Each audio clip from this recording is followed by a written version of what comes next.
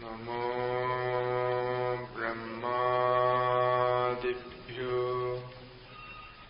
ब्रह्मविद्या संप्रदायकर्तृभ्यो वंश ऋषिभ्यो महद्भ्यो नमो गुरुभ्यः। सर्वोपप्लवरहितः प्रज्ञानघनः प्रत्यगर्थो ब्रह्मैवाहमस्मि ब्रह्मैवाहमस्मि। ॐ शान्ति शान्ति शान्तिः। शङ्करं शङ्कराचार्यं केशवं बादरायणं सूत्रभाष्यकृतौ वन्दे भगवन्तौ पुनः पुनः। ईश्वरो गुरुरात्मेति मूर्तिभेदविभागिने व्योमवद्व्याप्तदेहाय दक्षिणामूर्तये नमः।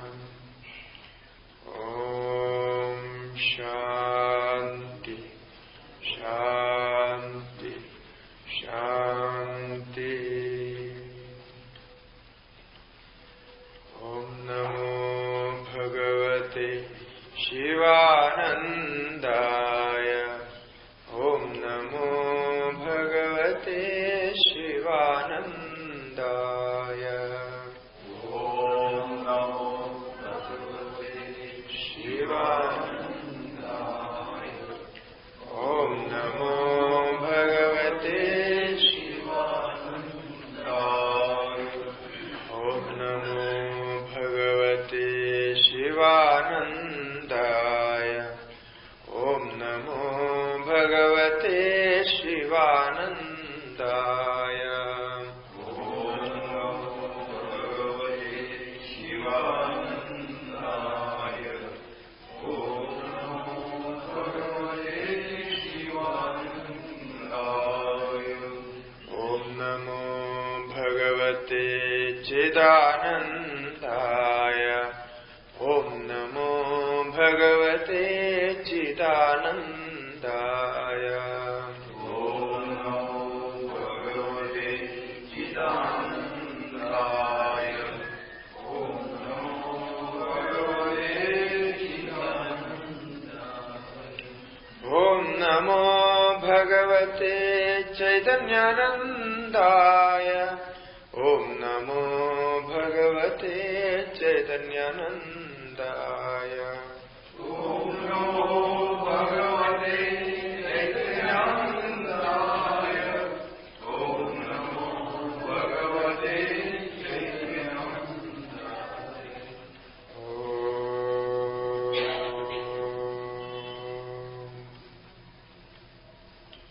श्री सद्गुरु महाराज की जय।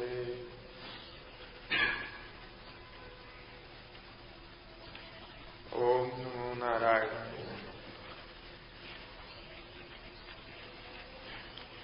श्री आदि शंकराचार्य के द्वारा रचित साधना पंचकम में तृतीय श्लोक पर विचार कर रहे हैं।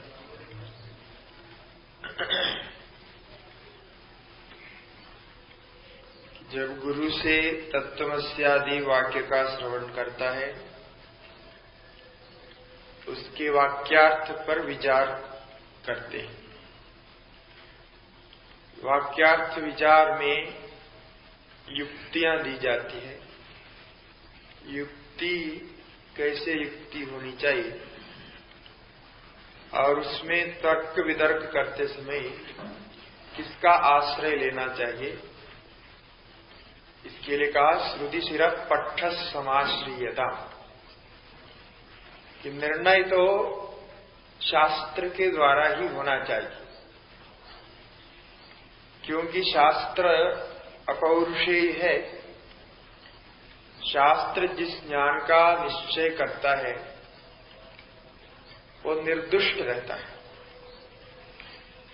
जो पौरुषेय शास्त्र होते हैं, पुरुष के द्वारा निर्मित होने से उसमें कुछ दोष आ सकता है, वो आगे जाकर के दूसरे के द्वारा खंडित हो सकता है। किंतु शास्त्र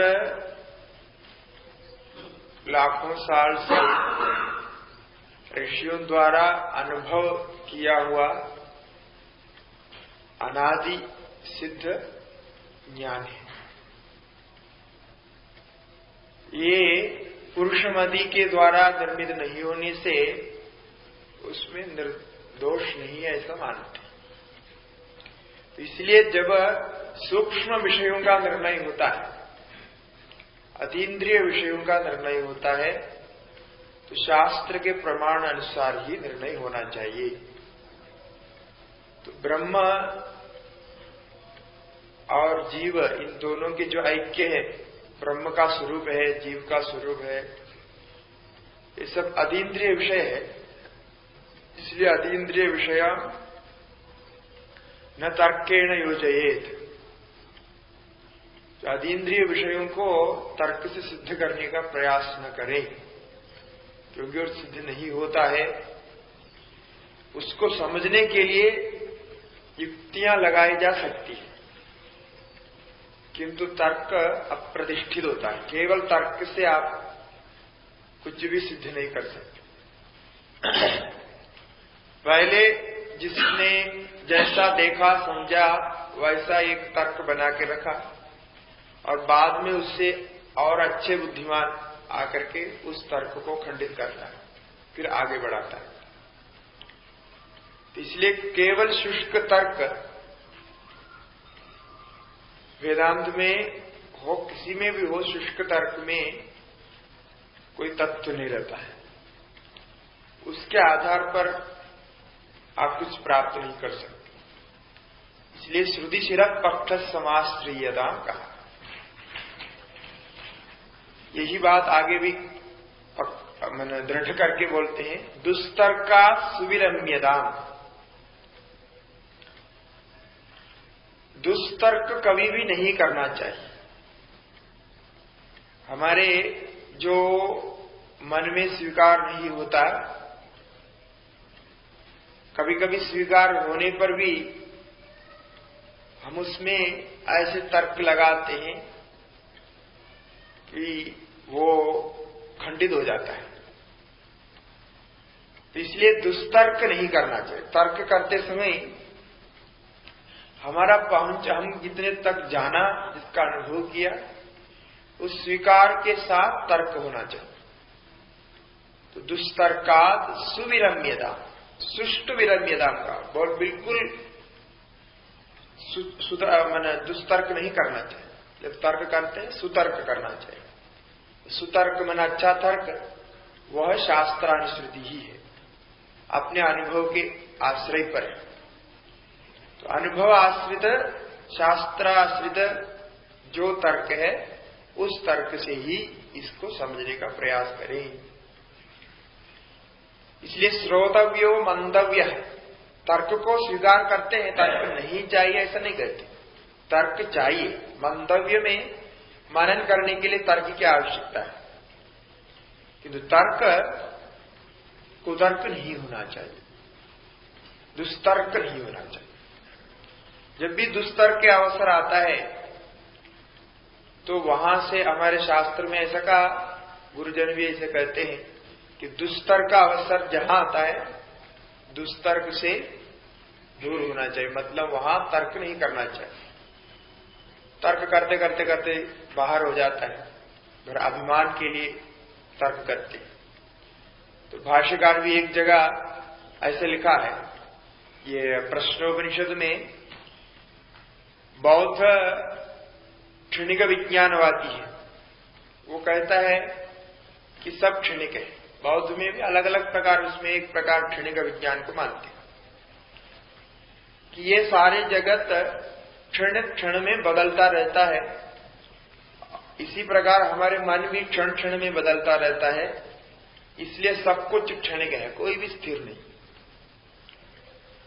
क्षणिक तत्व से अलग कोई तत्व है ही नहीं। आत्मा भी कुछ नहीं है, सब मन ही है। मन को ही आत्मा कहते हैं, वो क्षणिक है, ऐसा करते हैं, तर्क करते हैं, नित्य आत्मा को स्वीकार नहीं करते। तो उनको पूर्व पक्ष बना करके प्रश्नोपनिषद के अंत में बहुत विचार किया कि दृष्टा जो साक्षी नित्य होता है कि नहीं होता है। दृष्टा, श्रोता, मंता, विज्ञाता इत्यादि रूप से साक्षी होता है नहीं होता है। बहुत तर्क किया, वो अपने अपने कुतर्क देते रहे। अंतिम में भाष्यकार कहते हैं कि जब अनुभव के भी विरुद्ध तर्क को अपना करके केवल बुद्धि से समझने का प्रयास करता है और बुद्धि से अपने सिद्धांत को स्थापित करने का प्रयास करता है, जो बिल्कुल अनुभव के विरुद्ध है, ऐसी स्थिति में विवत्स्वेव निक्षिप्य विरोधोद्भव कारणम तैहि संरक्षित सद्बुद्धि सुखम निर्वाति वेदविद, ऐसे एक श्लोक लिखा वहां और बोला कि आगे हम इसके विषय में तर्क नहीं करेंगे क्योंकि कुतर्क हो जाता है। अभी विरोध का जो कारण है विवत्स्वेव निक्षिप्य, वो बहुत विरोध हो रहा है आपस में, वो विरोध को ठीक करने का प्रयास आपने किया लेकिन नहीं हो रहा है, तो विवत्स्वेव निक्षिप्य विरोधोद्भव कारण, विरोध का जो कारण है उसको विवाद करने वाले में ही छोड़ दे, उससे अलग हो जाए। इसलिए तर्क यहां वाद की दृष्टि से करने के लिए कहा है। वाद होता है शास्त्र के अर्थ को सही समझने के लिए, हमारे अनुभव को दूसरे को सही समझाने के लिए, हमारे ज्ञान को दूसरे तक पहुंचाने के लिए जो युक्तियां दृष्टांत चाहिए उनको वाद कहते हैं, उनके वाद के द्वारा समझना। ये गुरु शिष्य में वाद हो सकता है, आचार्य विद्यार्थी में वाद हो सकता है, परस्पर विद्यार्थियों में वाद हो सकता है, दो अलग संप्रदाय के अलग मत के आचार्यों में वाद हो सकता है, आपस में जो विचार करने वालों में आपस में वाद कथा हो सकती है। किंतु और दो प्रकार के जल्प और विदंड कहते हैं। जल्प कथा का अर्थ होता है अपने पक्ष को जीतने के लिए, अपने पक्ष के लिए ही जो तर्क करता है, अपने पक्ष को ही स्थापित करना चाहता है, दूसरे के पक्ष को समझना नहीं चाहता, वो उसके लिए कुछ भी करता है। ऐसे जल्प आदि नहीं, अपनी पक्ष स्थापना के लिए नहीं करना चाहिए। तो ऐसा जब बौद्ध क्षणिकवादी उतार हो गया कि अपने पक्ष को लेकर के वो अनुभव का विरुद्ध कहने लगे, तब बोला कि ये इसके आगे तर्क नहीं करना चाहिए, कुतर्क है तो सुविरम्यदाम, उससे अलग होना ही बुद्धिमान का श्रेयस होता है। श्रुति मदस तर्कोनुसंधीयता, फिर कह दिया कि दुष्तर्क से तो अलग हो जाना चाहिए, किंतु बिल्कुल तर्क नहीं करें। ये तो हमने पहले ही बताया कि सुन करके जो बोल रहे हैं सब ठीक है, ऐसा मान के केवल श्रद्धा से मान लें, ऐसा भी नहीं। तर्क तो करें समझने के लिए, श्रुति मदस तर्क, वो तर्क ऐसा तर्क होना चाहिए, श्रुति के अनुसार चलने वाले तर्क होना चाहिए, हमारे अनुभव के साथ चलने वाले तर्क होना चाहिए। उन तर्कों को अनुसंधीयता, उन तर्कों को अवश्य करना चाहिए। इन तर्कों को क्यों करना है? श्रुति मदस तर्कोनुसंधीयता, आप जो सुन रहे हैं, जो शास्त्र से, गीता आदि शास्त्र से पढ़ रहे हैं, उसको आप स्वीकार कर रहे हैं, तो फिर तर्क क्यों करना चाहिए? इसलिए करना चाहिए जैसे आप जब ध्यान करने बैठेंगे, मन को एकाग्र करना चाहते हैं, तो आप क्या करते हैं कि भगवान का ध्यान करना चाहते हैं तो भगवान के रूप को छोड़ करके जो ध्येय वस्तु है उसको छोड़ करके विरोध रखने वाले अन्य जितने भी विचार हैं उनको आप हटाते रहते हैं। उनको हटा करके एक विचार को निरंतर करने को कहते हैं ध्यान। तत्र एकदानता ध्यानम, एक की वृत्ति को निरंतर बनाए रखा, एक के बाद एक। मन एक एक वृत्ति को बदलता रहता है, एक वृत्ति में बहुत समय तक नहीं रुकता है, क्योंकि वो बंद होता है फिर शुरू होता है, बंद होता है फिर शुरू होता है। बदलते बदलते दूसरी वृत्ति को लाएगा, दूसरे वृत्ति को लाएगा तो हम पहले वृत्ति को ही बना के रखे, दूसरे वृत्ति को हटाते हैं। ये प्रक्रिया ध्यान में चलता रहता है कि दूसरे वृत्तियों को हटाना, विरोधी वृत्तियों को हटाना, और हम जिस वृत्ति को चाहते हैं उसको रखना। ये ध्यान में होता है, इसी को ध्यान कहते हैं, एकाग्रता करना कहते हैं। इसी प्रकार वेदांत में भी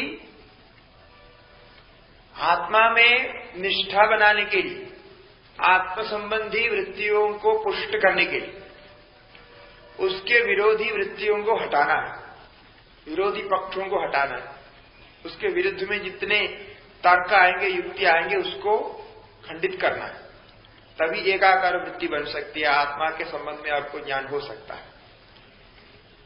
इसलिए शास्त्र में विरोध विपरीत वृत्तियों को हटाने के लिए, विपरीत तर्कों को हटाने के लिए युक्ति सिखाते, इसको कैसे कैसे हटाना। विपरीत तर्क आकर के वो बलवान हो जाता है तो वो पहले वाले को हटा देता है। सत्य हो असत्य हो, सही हो गलत हो, उससे मतलब नहीं रहता है। जिस समय जो वृत्ति बलवान होता है वो वृत्ति पूर्व वृत्ति को दबा ही देता है, पूर्व विचार को दबा देता है। आदमी जानता है कि शराब पीना, सिगरेट पीना ये सब स्वास्थ्य के लिए हानिकारक है, इससे स्वास्थ्य बिगड़ता है, इसलिए सब जगह लिखते रहते हैं। सिगरेट के पैकेट में भी लिखा होता है, दुकान के सामने भी लिखा होता है, और वो क्या बोतल में भी लिखा होता है, सब जगह लिखा होता है, मालूम होता है। जिसको पक्का मालूम है, जो मेडिकल डॉक्टर है, वो लोग भी पीते। जिनको पक्का मालूम है इसका क्या हानि होती है, ऐसा आपने देखा, ऐसे लोग पीते ही है, डॉक्टर भी पीते। तो ये क्यों होता है? जबकि वो स्वयं जानता है कि ये पीना ठीक नहीं, किंतु ये है वृत्ति का बल। जो पीने के लिए वो उत्सुक हो जाता है, वो वृत्ति जब बलवान होती है, यद्यपि उसके दोष के बारे में जानते हैं, उसकी विपरीत वृत्ति उसके पास है, किंतु उसमें बल नहीं है। बल नहीं होने पर वो जो गलत वृत्ति है वो सही वृत्ति को भी दबा देता है, दबा करके वो वृत्ति को काम करने देता है। ज्ञान में भी ऐसा होता है, ध्यान में भी ऐसा होता है, सब में ऐसा होता है कि आपके वृत्ति में जितने बल है वही वृत्ति मन में रह सकती है, वही वहां पुष्ट हो सकता है, और बाकी वृत्ति निकल सकती है। तो इसलिए आत्माकार वृत्ति को, ज्ञान संबंधी वृत्ति को बल देना चाहते हैं तो उससे विपरीत आने वाले वृत्तियों को आपको कैसे भी दबाना पड़ेगा, उसको हटाना पड़ेगा, उसके बिना नहीं हो सकता। पता ही नहीं लगेगा कौन सी वृत्ति कब आकर के आपने काम दिखाता है। इसलिए वहां आपको तर्क देना पड़ेगा, युक्ति देनी पड़ेगी, मन को सिखाना पड़ेगा कि इसको कैसे हटाओ, तभी मन हटाएगा। इसलिए श्रुति मदस तर्क की जरूरत है। देखो इसको ऐसा सोचना है, इसके बारे में ये ऐसा है, तो करके समझाना पड़ेगा उसको कि आत्मा एक है, वो श्रुति भी ऐसा कह रहा है, इस प्रकार से वो एक है, इस प्रकार से वो अनेक है, इस प्रकार वो पृथ्वी, जल, तेज, वायु, आकाश, प्राणी, चराचर बने हुए हैं। ऐसे ऐसे युक्तियां दे करके उसको बिठाना पड़ेगा, उसको मजबूत करना पड़ेगा। ये निरंतर करते रहने से फिर वो मजबूत हो जाता है। मजबूत होने पर उसके विपरीत वृत्ति आने से उसको रोकता है, उसका बल रहता है। इसका निरंतर अभ्यास करना पड़ेगा। ध्यान में भी ऐसा होता है। ध्यान जिसमें आप एकाग्रता करना चाहते हैं, उस वृत्ति को बनाए रखने के लिए अन्य वृत्तियों को बलपूर्वक हटाना है, वो सुबह शाम उसका अभ्यास करना है। प्राणायाम के द्वारा, त्राटक के द्वारा, आसन प्राणायाम जो कुछ साधन कर सकते हैं, जब है, इन सब के द्वारा एकाकार वृत्ति बनाने के अभ्यास कर लेते, तब एकाकार वृत्ति में बल आएगा, तब बात को दूसरे को हटाना। ये प्रक्रिया चलती है, ये प्रैक्टिकल ऐसा ही होता है। इसलिए श्रुतिमत तर्क के द्वारा उसके विपरीत युक्तियों को हटाना है, जिससे मन विचलित होता है।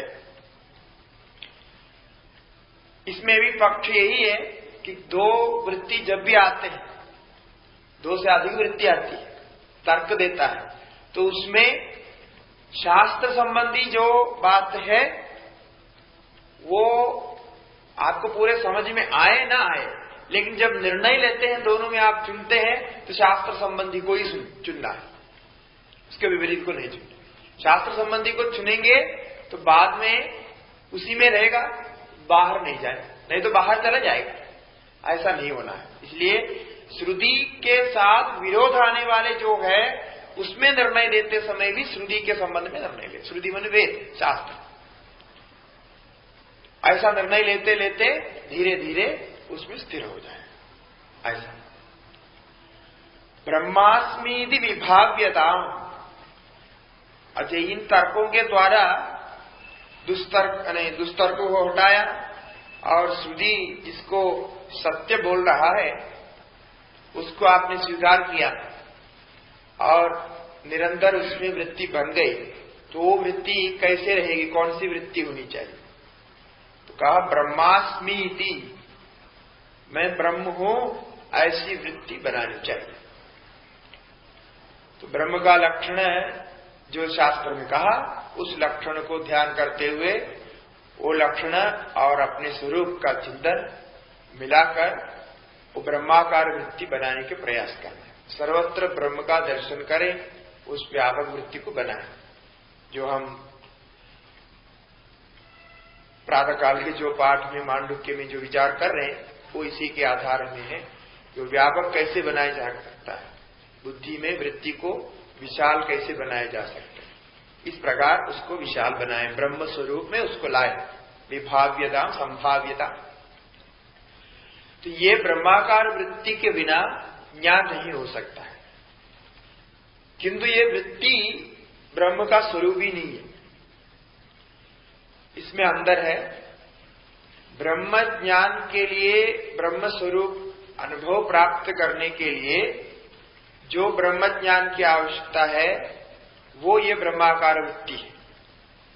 ये वृत्ति होने के कारण ये भी मन में रहता है।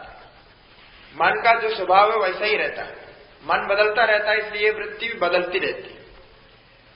तो निरंतर इस वृत्ति को बनाए रखना बहुत ही कठिन है, क्योंकि इसमें आपको आकारों को हटाना है, निराकार की ओर जाना है, उसकी सूक्ष्मता की ओर जाना है। सूक्ष्म से सूक्ष्म चीज को लेकर के आप विचार कर रहे हैं, इसलिए इसको बनाए रखना कठिन होता है, किंतु अवश्य इसको बनाए रखना पड़ेगा। यही ब्रह्माकार वृत्ति का ध्यान, इसको ब्रह्म ज्ञान आदि कहते हैं। ब्रह्म ज्ञान इसी को ही कहते हैं। बाकी ब्रह्म ज्ञान के बाद ब्रह्म अनुभव होता है, और अनुभव होने के बाद सर्वम खलुइदं ब्रह्म आत्मैवेदगुम सर्वम, ये भावना अंदर से आ जाती है। ऐसी प्रक्रिया है। इसलिए ब्रह्मास्मि, मैं ब्रह्म हूं, ऐसा पहले वाणी से बोले, फिर मन से बोले, फिर मन से बोलते बोलते उसका अर्थ का ध्यान करें। ओम नमो नारायणाय, ओम नमो नारायण जप करते, एक जप करने से मन उस जप में टिक जाता है। वो जप का फल है, वो एकाग्रता हो जाती है। फिर जब तक आप नारायण भगवान के मूर्ति का ध्यान नहीं करेगा, तब तक वो उसका दर्शन नहीं होता, तब तक वो जप में रहता है। तो जब वाणी और मन दोनों से हो सकता है, किंतु ध्यान करने के लिए अलग से मूर्ति का चिंतन करना पड़ेगा, वो ध्यान होता है। इसी प्रकार ब्रह्मास्मि ब्रह्मास्मि ऐसा अब जब करने से एक प्रकार वो ब्रह्मास्मि वृत्ति में, विचार में मन टिक जाता है, किंतु ब्रह्म का दर्शन नहीं होता, वो भाव नहीं बनता। वो केवल शब्द मात्र रह जाता है। ऐसे जब करते हुए जैसे नारायण मूर्ति का हम ध्यान करते हैं, चिंतन करते हैं, वैसा ही ब्रह्म स्वरूप का चिंतन करना पड़ेगा उस वृत्ति के साथ। तो वैसी प्रक्रिया बहुत समय तक जब चलेगी तब ये ब्रह्मास्मि ब्रह्मास्मि ये जो शब्द है वो लुप्त हो जाएगा, वो नहीं रहेगा, केवल वो ब्रह्म की भावना रहेगी जिसका आपने चिंतन किया। तो ब्रह्म भावना व्यापक भावना बुद्धि में बैठ जाए, क्योंकि शब्द वहां रहना कोई जरूरी नहीं। जब नारायण भगवान का आप दर्शन कर रहे हैं तो नारायण नारायण ऐसा शब्द रहना कोई जरूरी नहीं, शब्द रहना पहले स्थिति में चाहिए, लेकिन दर्शन करते समय उसमें आप लीन हो जाते। तो इसी प्रकार यहां ये ब्रह्माकार वृत्ति ज्ञान के पहले अवश्य होता है, ये वृत्ति होने के बाद ही ब्रह्म का अनुभव होता है, बाद में उसका अनुभव स्वरूपतः होता है। इसलिए अन्य तर्कों को छोड़कर इस ब्रह्माकार वृत्ति को बनाए रखने के लिए जिन तर्कों की आवश्यकता है, इसकी परिरक्षा के लिए जिन तर्कों की आवश्यकता है, उन तर्कों को अपना करके उसकी भावना करके उसी में स्थित हो जाए। यही ब्रह्माकार वृत्ति का विभाव्यता का, ब्रह्मास्मीदि विभाव्यता। अच्छा, ब्रह्मास्मि ऐसा भावना करने से आपको लगता है कि मैं सबसे बड़ा भगवान को पकड़ लिया, हाँ, सबसे उत्तम जो है। अभी बाकी जो छोटे छोटे होते हैं, कोई मूर्ति के पूजा करता है, कोई कुछ करता है, ये सब करता है, ये सब जो है छोटे हैं। हमारे दृष्टि में तो हम तो ब्रह्म का ध्यान करने वाले, ऐसा अभिमान होता है ना, अभिमान हो जाता है। बोलते हैं हम निराकार का ध्यान करते, ये सब साकार का ध्यान करने वाले। अब इनमें भी झगड़ा होता है, और जो शिवजी का ध्यान करते हैं और विष्णु का ध्यान करते हैं वो आपस में झगड़ते, बोलते हैं शिवजी छोटा है और विष्णु बड़ा है। ऐसे ऐसे बोल करके अहंकार अभिमान हो जाता है। इसी प्रकार ब्रह्म ध्यान करने वाले, इस प्रकार ब्रह्मास्मि ध्यान करने वाले को तो बहुत अभिमान हो, वेदांत तो बहुत उत्तम शास्त्र है, बाकी सब शास्त्र छोटा है, ऐसी भावना होती। कोई कोई गीता को भी नहीं मानता, बोलते गीता तो ऐसे सरल है, साधारण लोगों के लिए है, ब्रह्मसूत्र पढ़ना चाहिए। ब्रह्मसूत्र बहुत बड़ा ग्रंथ होता है, ब्रह्म के बारे में सूत्र में बताया, बहुत गहरी बात है। तो ऐसे ऐसे उसमें भी अभिमान होने लगता है। ये बहुत सूक्ष्म अभिमान है, पता नहीं लगता ये कैसे कैसे होता है। वो पहले जो अभिमान हमारा रहता है वही अभिमान रूपांतरित हो जाता है, रूपांतरित होकर के इस अभिमान के द्वारा प्रकट होता है।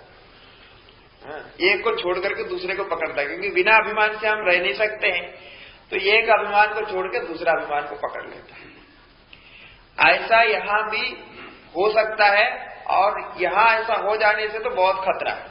अब ब्रह्मास्मि ऐसी भावना कर रहे हैं और अभिमान कर रहे हैं तो कभी भी ब्रह्मज्ञान नहीं हो सकता है, वो अभिमान ब्रह्मज्ञान को रोकेगा। क्योंकि ये भावना में कोई भी अभिमान का स्थान नहीं, निरभिमान हो जाना चाहिए। क्योंकि सबको लेकर के आप भावना कर रहे हैं, सबके अंदर जो चेतन है उसी की भावना कर रहे हैं, सबका जो स्वरूप है उसकी भावना कर रहे हैं। ऐसे भावना करते समय ये छोटा ये बड़ा ऐसी भावना कैसे हो सकती? वो वार्तिककार का एक ग्रंथ है नैष्कर्म्य सिद्धि, वार्तिककार कहते सुरेश्वराचार्य को, शंकराचार्य जी के शिष्यों में सबसे विद्वत्तम शिष्य है, बहुत पंडित थे। उन्होंने बृहदारण्यक उपनिषद पर व्याख्या लिखी है जिसका नाम है वार्तिक, और अलग कुछ ग्रंथ भी लिखे, उनमें से एक ग्रंथ है नैष्कर्म्य सिद्धि। उसमें एक श्लोक में लिखा कि जो ज्ञानी होता है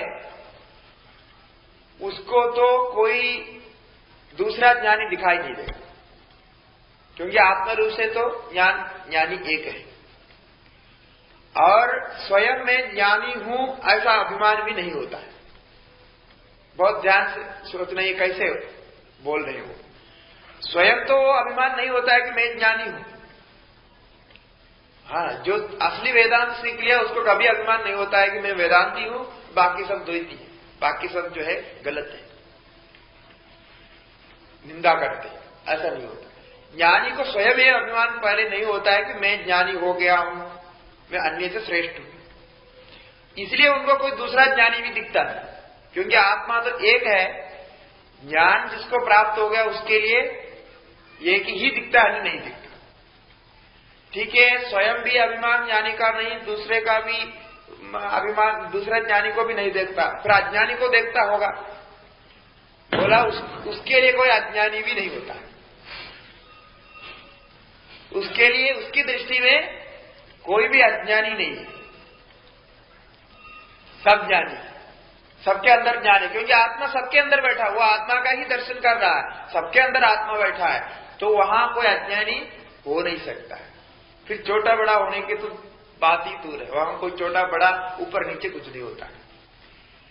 तो फिर वही प्रश्न करते हैं कि फिर गुरु शिष्य भाव कैसे होगा। अब गुरु बना हुआ है और ज्ञानी है, शिष्य को नहीं जानता है करके उपदेश दे रहे हैं। बोला ये जहां उपदेश होता है वो मन को उपदेश देते, जो वक्ता बैठा हुआ है वो मन से सोच रहा है, मन से वाणी से बोल रहा है, और श्रोता बैठा हुआ कान से सुन रहा है और मन से समझ रहा है। ये बोलने के सुनने की जो भी क्रिया है ये मन तक सीमित है, ये आत्मा तक नहीं जाता है। इसलिए गुरु शिष्य भाव जो कुछ होता है ये मन में ही होता है, मन से बाहर नहीं होता। मन में समझ लेना वो अपने दृष्टि से। आत्मा को जब देखेंगे तो आत्मा वहां अज्ञानी है, यहां ज्ञानी है, ऐसा ऐसा उसको दिखाई नहीं पड़ता, क्योंकि आत्मा में ज्ञान अज्ञान का भेद नहीं। मन में जिसकी वृत्ति नहीं बनी उसको वृत्ति बनाने के लिए मदद करता है गुरु, उसके ज्ञान के लिए मदद करता है, समझाता है, क्योंकि आत्मा तो पहले से प्राप्त है और अज्ञान रूप से कभी आत्मा प्राप्त नहीं, आत्मा तो ज्ञान रूप से ही प्राप्त है। सूर्य कभी भी अंधेरे के साथ प्राप्त नहीं होता, सूर्य तेजस्वी ही होता है। इसलिए आत्मा का अज्ञान कभी रहा, बाद में अज्ञान हट गया, ये सब जो व्यवहार है ये मन के द्वारा होता है। अब मन में ही ये सारे बदलाव लाना है, इसलिए ये ब्रह्माकार वृत्ति भी मन में ही लाना है, तब मन उसको समझेगा, उसमें से आत्मा को प्राप्त करे। तो इसलिए कह रहे हैं यहां अभिमान होने का बहुत कारण है। अहर अहर गर्व परित्यज्यताम्, जब आपको ये ब्रह्माकार वृत्ति में स्थित होना तो बहुत ध्यान रखना पड़ेगा कि रोज रोज अहर अहर प्रतिदिन कि मेरे में कितना अभिमान है, या अभिमान बढ़ रहा है, क्या हो रहा है, इसको देखता ही रहना पड़ेगा। यही एकमात्र आपके कर्तव्य है। ज्ञान के वृद्धि के साथ साथ ब्रह्माकार वृत्ति का अभ्यास करते करते आपको निराभिमानी होना भी चाहिए। गर्व परित्यज्यता, गर्व अभिमान हो गया तो नहीं हो सकता। एक जगह सीधे ही शब्दों में शंकराचार्य जी कहते हैं, नहीं अभिमानेन वर्षशतेना भी श्रुत्यर्थो ज्ञातुम शक्यते सर्वैः पंडितम मन्यैः। जो अपने के बड़े पंडित मान करके अभिमान करते हैं कि मैं बड़ा पंडित हूं, अन्य से बहुत श्रेष्ठ हूं, मैं बहुत कुछ जानता हूं, ऐसा करने वाले जितने भी पंडित हैं उनके जो अभिमान है, ये अभिमान के कारण वर्षशतेन सैकड़ों साल रहे तो भी श्रुत्यर्थो न ज्ञातुम शक्यते, उस श्रुति का अर्थ समझ में नहीं आया। श्रुति अर्थ का ज्ञान ऋजु बुद्धि से होता है। सबसे सरल बुद्धि जो जिसकी होगी, जिसके मन में विनय भाव अत्यंत उत्कृष्ट रहेगा, उसी को प्राप्त होता है, अभिमानी को प्राप्त होने वाला है। अभिमानी को जो बहुत बड़ा अभिमानी होता है वो बहुत बड़ा राजा बन सकता है। शास्त्रों में राजा का गुण को अभिमान का, राजा को खूब अभिमान होना चाहिए तभी वो बड़ा राजा बन सकता है। किंतु एक पंडित को, एक ज्ञानी को, एक साधक को कभी भी अभिमान नहीं होना चाहिए।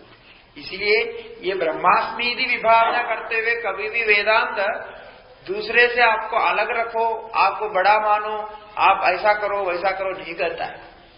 किसी भी प्रकार का अभिमान आपको ये ब्रह्मास्मि भावना से बाहर कर देगा। इसलिए हर हर गर्व परित्यज्य, निरंतर इस अभिमान को त्यागना चाहिए। उसमें अच्छा का अभिमान भी है, बुरा का अभिमान भी है, सब अभिमान है, किसी प्रकार का नहीं। ऐसा बुरा अभिमान ऐसा नहीं है। अभिमान तो अभिमान होता है। कोई सोचता है मैं बहुत कुछ जानता हूं, ये भी एक अभिमान है। मेरे पास बहुत धन है, ये भी एक अभिमान है। और दूसरा सोचता है मैं कुछ नहीं जानता हूं, बहुत अज्ञानी हूं, मेरे को कुछ पता नहीं। अभिमान की दृष्टि से ये दोनों अभिमान में कोई फर्क नहीं है, क्योंकि दोनों अभिमान है, दोनों आत्मा के रोधक है, बाधक है। इसलिए सब कुछ मैं जानता हूं करके अभिमान करना भी त्यागना चाहिए। कुछ नहीं जानता हूं ऐसा अभिमान भी नहीं चाहिए। हमको किसी प्रकार का अभिमान नहीं चाहिए। अभिमान जीव को वृद्धि करता है, मतलब जीव को मजबूत करता है, आपके जीवत्व को मजबूत करेगा। किसी प्रकार का भी अभिमान आप करो, आपके जीवत्व को मजबूत करेगा। वो आत्मत्व की ओर नहीं ले जा सकता, क्योंकि आत्मा व्यापक है, व्यापक में कोई अभिमान नहीं हो सकता। इसलिए यहां साथ साथ में कह दिया, क्योंकि आचार्य जी जानते हैं कि साधन करते समय क्या क्या परेशानियां आती है, उसको दूर करने के लिए क्या जानना चाहिए। इसलिए एक एक जो कह रहा है वो साधन क्रम से कह रहा है, जो वेदो नित्यम अधीयताम से प्रारंभ करके संगत सत्सुविधीयता, ये जो क्रम आ रहा है, ये साधना करते करते जब जाएंगे तो उस स्थिति में जो जो आपको होता है उसको लेकर के बोल रहा है। इसलिए अभिमान को त्यागने के लिए अभ्यास करते समय सबसे बढ़िया अभ्यास है परनिंदा को सहन करना। यदि परनिंदा कोई दूसरा हमको निंदा करता है, वो निंदा को हम चुपचाप सहन कर सकते हैं। ये साधक के लिए बोल रहे हैं, ध्यान रखना। कोई ऑफिस में काम करने वाला कोई ऑफिसर है तो आप परनिंदा सहन नहीं करना चाहिए। इसमें अंदर ऐसे साथ साथ में बोलना चाहिए। ये दोनों अलग अलग है। जो साधक इस ओर जाता है उसको तो सहन करना चाहिए, किंतु जो कोई ड्यूटी करने वाला होता है, जैसा अभी एक पुलिस ऑफिसर है, उसको कोई गाली दिया, वो सुनते रहा तो नहीं चलता है। वहां शास्त्र स्पष्ट रूप से कह रहे हैं कि आपका जो काम है, जो धर्म है, जिसके लिए आप खड़ा है, उसमें आपको सहन करने की जरूरत नहीं। कोई राजा को कोई निंदा करता है तो राजा को तुरंत उसका सिर काट देना चाहिए। राजा उस निंदा को सहन नहीं करना है, उसका राजधर्म नहीं है। इसी प्रकार पुलिस को कोई गाली दिया, हम पुलिस है तो उसको सहन कर लिया, नहीं होता है। इसलिए धर्म किसको क्या करना चाहिए इसको जानना बहुत जरूरी है, क्योंकि आपका कर्तव्य है उसको सहन करके चुपचाप खड़ा रहना नहीं, उसका उत्तर देना, और चाहिए तो उसको थप्पड़ देना तो 2 थप्पड़ भी देना चाहिए। वो पुलिस का कर्तव्य होता है। पुलिस निंदा को सहन करेगा तो फिर व्यवस्था कैसे चलेगी।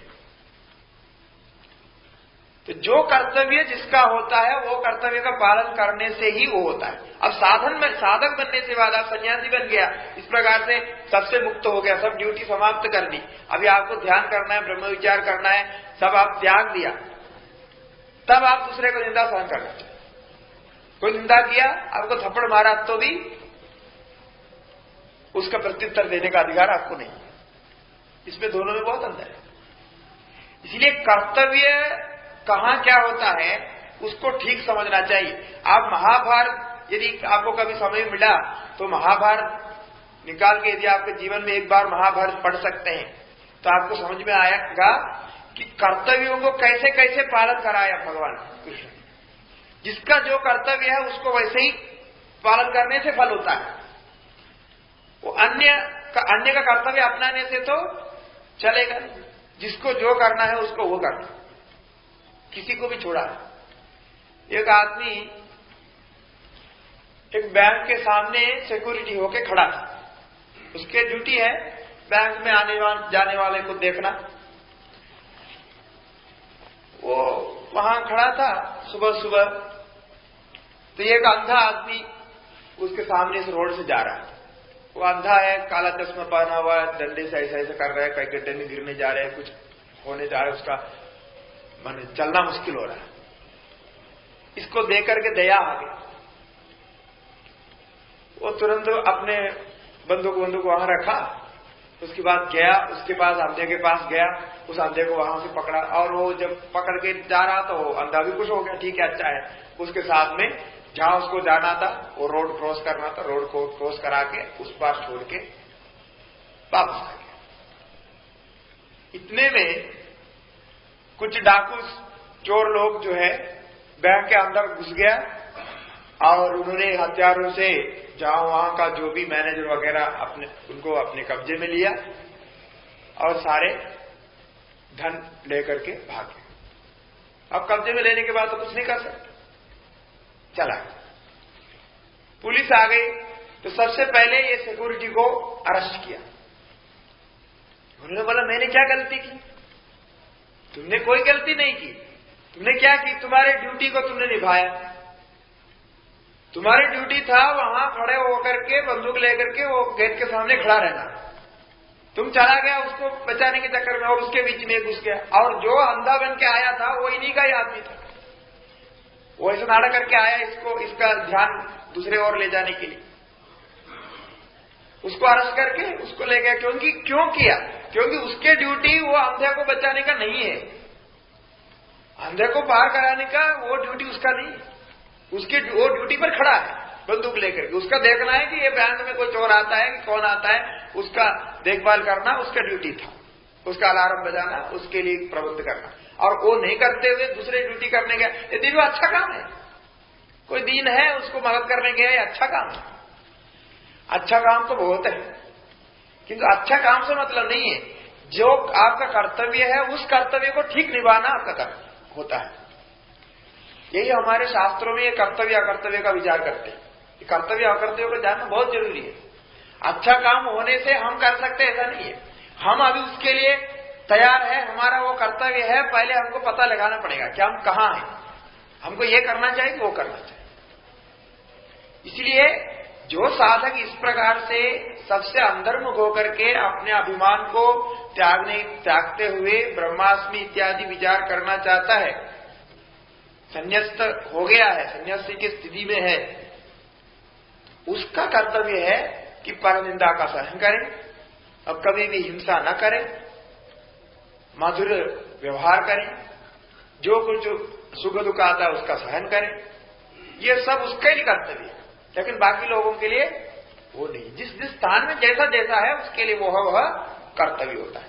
तो ऐसा ये गर्व अभिमान त्यागने के लिए सबसे शुरू में परनिंदा का यदि आप सहन कर सकते हैं, परनिंदा सुनते मन आपको निंदा कर रहे हैं दूसरे लोग, उसको यदि आप सहन कर सकते हैं तो बहुत अच्छा होगा। ऐसे में आप दूसरे की निंदा भी छोड़ देंगे और अपने जो अभिमान है उसकी मात्रा को भी आप देख सकते हैं। ऐसे धीरे धीरे आप अपने एक एक अभिमान को त्याग सकते हैं। ये इधर साधन बताया, ये ब्रह्मास्मि विभाव्यता, ये विचार करते समय इसके सपोर्ट के लिए, इसको बचाने के लिए, इसको आगे बढ़ाने के लिए हर गर्व परित्यज्यता, अभिमान को त्यागना पड़ेगा। फिर क्या होगा? और भी साधन इसके लिए चाहिए। देहे हम अधिरुज्यता, यह अभिमान के त्यागने के साथ साथ शरीर में जो अहम बुद्धि हो रही है इसको निकालने के लिए भी प्रयास करते हैं। ये भी इसके साथ वाला साधन है। देहे अहम्मदि, अहम्मदि मतलब देहाभिमान, मैं मनुष्य हूं, ये सबसे पहला अभिमान होता है। और ये ऐसा अभिमान है इसको आप पहचान भी नहीं सकते, इतना ये रूढ़ रहता है।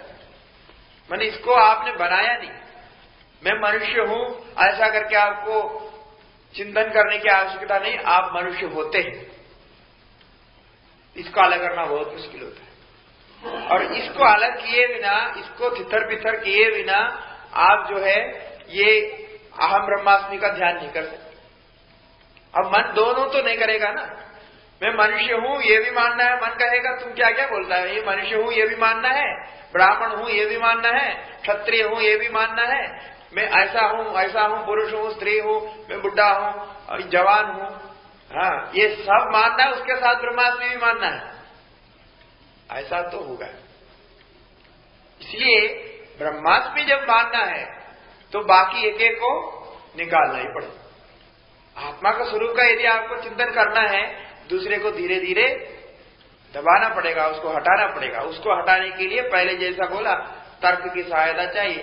तर्क से उसको धीरे धीरे हटाते जाए, तो हटाने पर देहे हम मदिरुज्यता, तब ये भावना रह सकती। उनमें जैसे जैसे भावना हमको मैंने बार बार आता है, शरीर संबंधी, मन संबंधी भावनाएं, ये सारे को तर्क की युक्ति के द्वारा हटाते जाना है, तभी आप ऐक्य कर सकते हैं। क्योंकि जो त्वम पद में अहम अहम करके जब वो भावना है, उसके साथ तो शरीर मन आदि मिलाया हुआ है। शरीर मन को छोड़ करके आप तो मैं करके नहीं कर रहा है।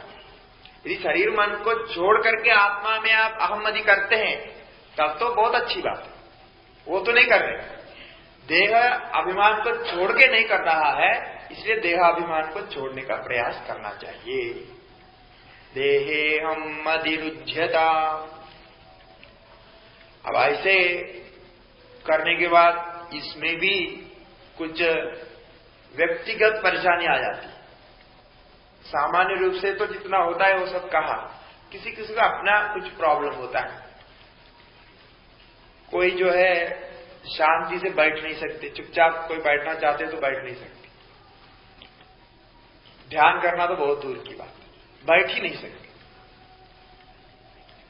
और कोई जो है ध्यान करने बैठा तो उसको नींद आ जाती है। थोड़ी देर बैठा तो तुरंत जो है ऐसी नींद शुरू हो जाती है। ऐसे किसी की परेशानी। और किसी किसी को ऐसा होता है कि वो आंख खोल करके तो ध्यान कर सकते, आंख बंद करके ध्यान नहीं कर सकते। ऐसे भी लोग होते हैं जिनको आंख बंद करके ध्यान करना मुश्किल होता है, लेकिन खोल करके किसी वस्तु में ऐसे ध्यान कर सकते।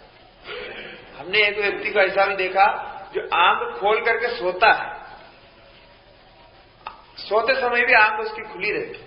ऐसे बहुत कम लोग होते हैं दुनिया में, और देखने से डर लगता है। वो लगता है कि मरा हुआ ऐसा लेटा, इतने आंख फाड़ फाड़ करके सो रहा है। ऐसे भी होता है। अब कैसे कैसे भगवान ने बनाया पता नहीं। उसको हमने पूछा क्या आपको पता लगता है क्या? बोला उसको कुछ पता नहीं लगता। तो कैसे होता है, वो क्या करते हैं, सोने के पहले उसके जो है ऊपर कुछ कपड़ा पर्दा वगैरह डाल देते। वो उनको तो पहले मालूम नहीं था कि आप आंख खोल करके सो रहे हैं, ये उनको मालूम ही नहीं है। अब ये सोचिए, हम सोच नहीं सकते। तो बाद में लोगों ने बताया तुम आंख फाड़ करके सोते हो, इसलिए ऊपर कुछ गिर सकता है आंख में, तो या तो कपड़ा डाल देते हैं, नहीं तो ऊपर से। उनके साथ में 6 महीना रहा हूं, जो व्यक्ति के साथ, इसलिए बहुत समय देखा है। और रात को कभी हम उड़ करके देखेंगे ऐसा तो हम ही डर जाते, ये मरा है कि जिंदा है मालूम नहीं पड़ा। वो पहले ही बताया हमको कि ऐसा कर, अब मैं ऐसा सोता हूं इसलिए आप डरना नहीं। तो ये बहुत विलक्षण बात होती है, ऐसे साधारण में नहीं होती। इस प्रकार से व्यक्तिगत बहुत सारी परेशानियां रहती है। कोई बच्चे को हमने देखा है, बच्चा, छोटे बच्चा जो होता है आंख खोल करके सोते हुए बच्चों को देखा, लेकिन ये तो बहुत बड़ा आदमी था, 40-45 का था जब हम लोग साथ में रहते थे। तो ऐसे लोगों को भी होता है। तो व्यक्तिगत कुछ परेशानियां साधन में आते हैं जो साधारण में नहीं आता है। सबका अपना अपना विशेष कुछ सुझाव, मार्गदर्शन की जरूरत पड़ता है। तो गुरु के पास जाना पड़ेगा। तो गुरु के पास जाकर के उसको समझना पड़ेगा। ये देहे हम मदिरुज्यता इत्यादि के विचार हैं। किंतु कभी भी बुधजनैर्वाद समुत्सृज्यता, जो वृद्ध है, हमसे अधिक ज्ञान रखने वाले हैं ज्ञान के विषय में, अथवा उम्र में हमसे अधिक है, लोग व्यवहार में जिनका एक्सपीरियंस, अनुभव बहुत ज्यादा है, ऐसे जो बुधजन होते हैं, बुध माना बुद्धिमान ज्ञानी, ऐसे जो होते हैं उनके साथ वाद समुत्सृज्यता, वाद का अर्थ यहां विवाद, उनके साथ वाद विवाद नहीं करना चाहिए। ये हमारे भारत संस्कृति की बहुत पुरानी परंपरा है। ऐसा माना है कि जो बुड्ढे कहते हैं वो सही कहते हैं, उनके साथ वाद विवाद नहीं करना चाहिए। अब इसमें कुछ दोष भी है, ऐसा नहीं कि कोई दोष नहीं है, कुछ दोष भी है और बहुत सारे गुण भी है। इसलिए गुणों को लेकर के यहां बोला। दोष क्या है कि ऐसा संभव है कि हमारे बुड्ढे जी जो जानते हैं वो सही ना हो। ऐसा कई ज्ञान रहता है, ऐसा कोई जरूरी नहीं है कि बुड्ढा जो जानता है वो सही जानता है। इसलिए तो आजकल के जवान उनके साथ बोलते हैं आप तो पुराने हो गए, आपका ज्ञान आजकल सही नहीं है, ऐसा बोलते हैं। ऐसा भी होता है, नहीं है नहीं। अब उसको लेकर के वो विवाद करेगा आपके साथ, बोलेगा कि नहीं यही सही है, तुम जो कर रहे गलत है, ऐसा कह सकता है।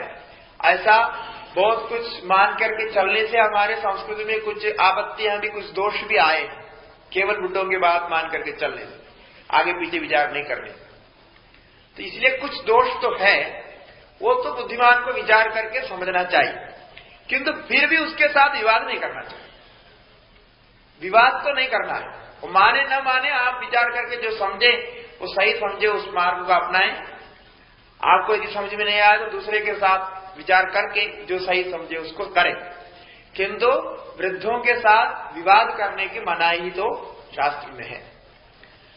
और ज्ञान के विषय में बुद्धजनों के साथ विवाद नहीं करना चाहिए। बुद्धजने वाद समुत्सृज्यता, बुद्धजनों के साथ वाद छोड़ देना। ये कथा आपने सुनी होगी, शंकराचार्य जी जब ब्रह्मसूत्र के भाष्य लिख रहे थे, उसमें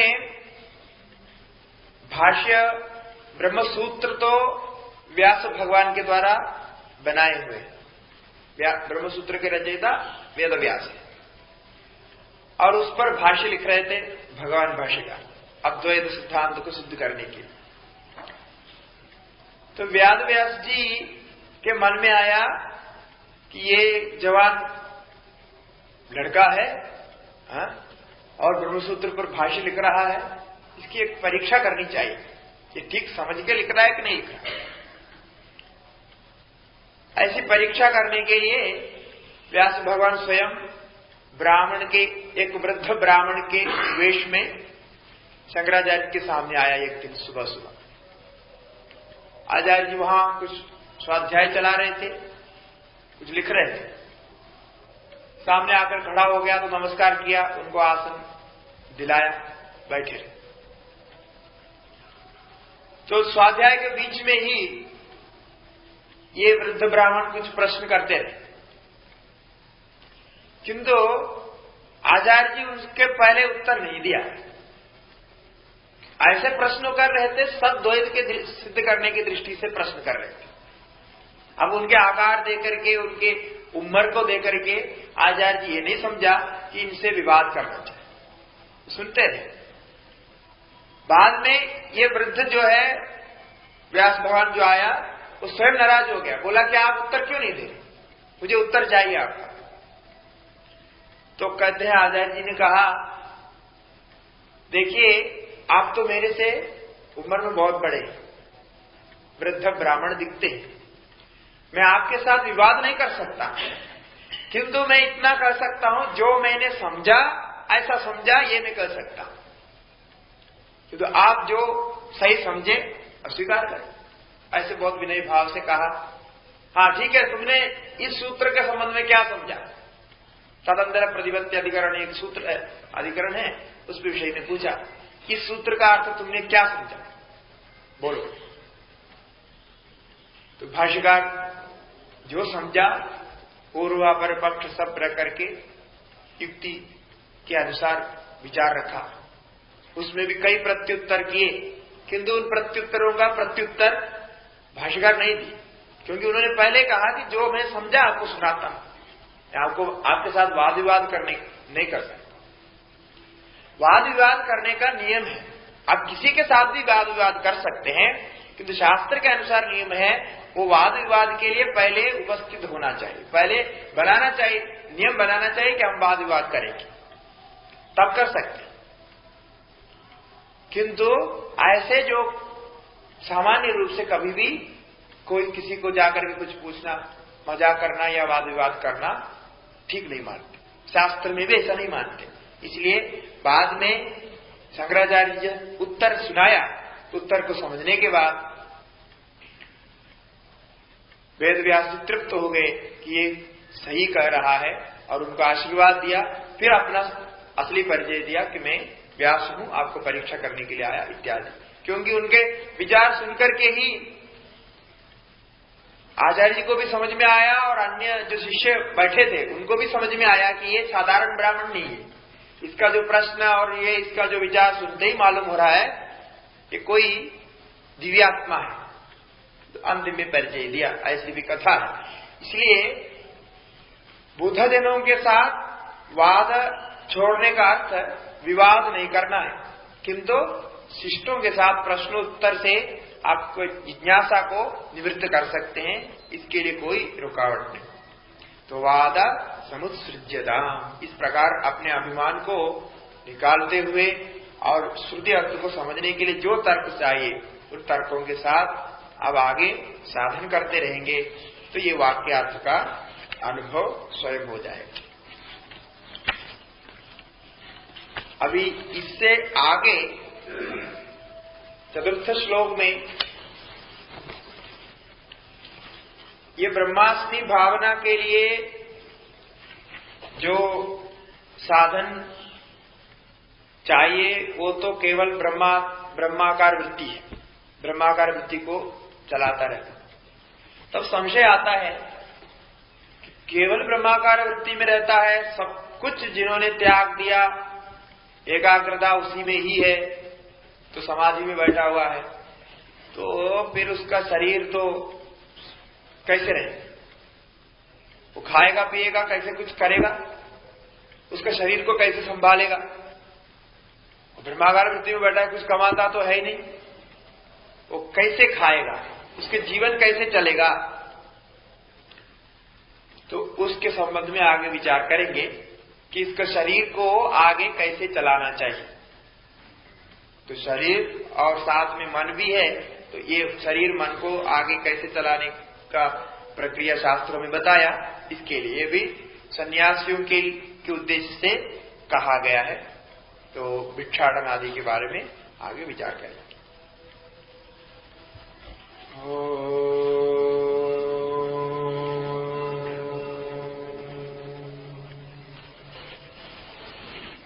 पूर्णमतः पूर्णमिदं पूर्णात् पूर्णमुदच्यते पूर्णस्य पूर्णमादाय पूर्णमेवावशिष्यते। ओम शांति शांति शांति।